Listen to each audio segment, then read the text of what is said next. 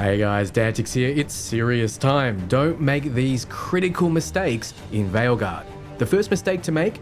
Buying the game. Okay, I kid. But seriously, you may have realized early on in your adventure that you can sell junk, or valuables as they call it in the game, to vendors, specifically faction vendors. This will net you gold, but most importantly, give you faction strength, letting you upgrade the vendor, get better rewards, and ultimately get a better ending. However, what you might not have known is different vendors like different junk. Anything to do with Darkspawn parts, for example, sell well at the Grey Warden vendor, netting you far more faction power. The same for Venatori junk for Shadow Dragons, undead stuff for the Morn Watch, and so on.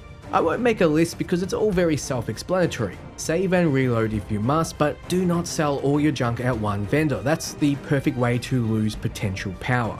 Later on in the story, you'll need to choose between helping the Crows or the Shadow Dragons. I won't spoil more for those who aren't up to it yet, but I had to say that much as it's extremely important to pick the right one, and the game does not warn you.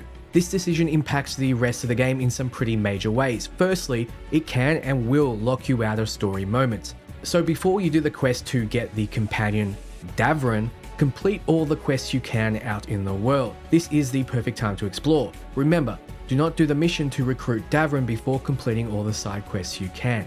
Also, you want to make sure you're making the right choice for you and your character. So take a look at both the Shadow Dragons and the Antivan Crow vendors to see if there are any key pieces of gear from each that you need or are aiming for.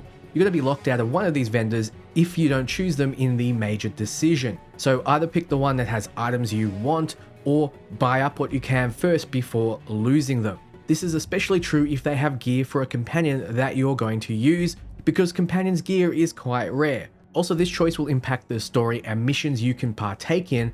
I personally recommend going with Shadow Dragons on your first playthrough, as it feels like the most story natural. You don't want to support baby murderers after all, right? Or maybe you do, I see the topic come up a lot on Twitter.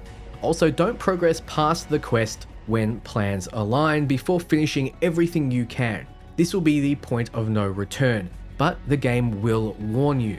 You can and will get people killed if you rush. If you want to see how that looks, check out my bad playthrough. Speaking of return, don't make the mistake of doing quest after quest.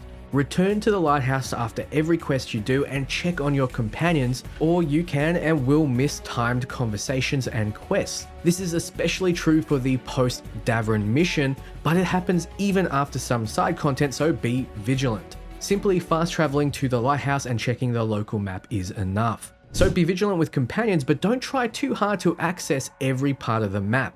Some areas are not immediately accessible and will only unlock during story or side quest related missions. Areas not accessible yet can be blocked by a wall of mist with a red locked icon, but other times you simply need someone in a quest to open a door for you. Explore, but don't overdo it, as you'll be returning to the areas often.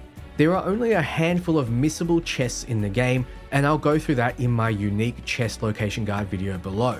So don't overexplore, but as soon as you're able, explore the Crossroads as much as you can as each section unlocks. Don't wait too long. Early on, you'll find doors locked with strange organic seals. You'll definitely want the quests they give you. Simply walking up to the doors will set a quest in your journal to defeat champions in random places around Thedas. After defeating the champions, return to unlock these doors. Inside are always unique chests as well as other goodies, like what I would consider essential, the Soulless Regret Wolf Idols. Be sure to follow the guide if you're having trouble finding all the unique chests. Now, combat-wise, this might be obvious to some, but don't just dodge around. The game is built with parrying in mind and rewards you for perfect defense.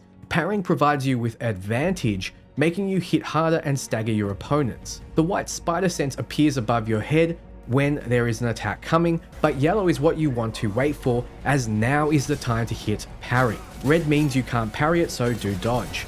Don't be afraid to change the parry window timing, since it's by default extremely tight. Even action game veterans will find the timing window narrow. Also, make sure you don't skip Momentos in vendors when you see them, along with items that increase your stats passively. These are far more valuable than any items while leveling, as you're likely to change your build, but upgrading your item's total rank and your stats is far more beneficial. You can always upgrade your gear's rarity when you have some spare cash, but getting the Caretaker's Workshop rank up makes you stronger overall, and passive stats work on every build. So don't forget that your runes actually provide powerful effects. Most people are forgetting to use them in battle. The ability to, for example, freeze all your enemies is broken on a charge-based Slayer build that I just posted on the channel. Before the game released, people complained about the amount of abilities that you have access to, but now it seems like there's too much going on to manage. So do remember that they are there, as it may really pull your build together. What will also improve combat for you is changing your button layout ASAP, especially if you're on PC, but I also recommend it on controller, since you want to be able to use your abilities easily without fumbling about.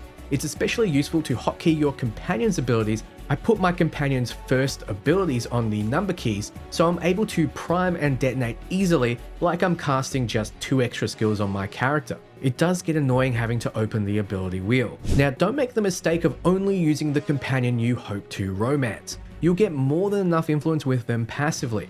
All you need to do to romance is to visit them at the lighthouse every chance you get, like I recommended before, and hitting that heart choice in conversations whenever it comes up. It's that easy, and there's zero nuance. So using the companion that works best for your build is better in almost every case. Unless you want to roleplay, the romances don't give you any benefit and are mostly, well, disappointing in my opinion. So don't feel locked in. Also, the game will tell you if you're about to lock into a romance with one character, so feel free to experiment until then. The only choice that really matters for your companions are what choice you make at the end of their quest lines. You'll get 2 choices, except with Nev or Lucanus, if you didn't pick their city in the major choice. You can save scum and reload to see which passive and which set of armor each choice gives and what suits you better. Don't make the mistake of thinking they only get one time. These upgrades are quite significant. For all the choices, check out my Ultimate Companion Guide below. So, thanks for watching, guys. A reminder that I'm celebrating being close to 250k subscribers by giving away a ton of prizes. If you want to be in the running to win a 4090 console of your choice or other prizes, follow the link below, and I hope you caught the purple code word hidden in this video. So for everything RPG and Dragon Age, you're in the right place. Ciao, friends.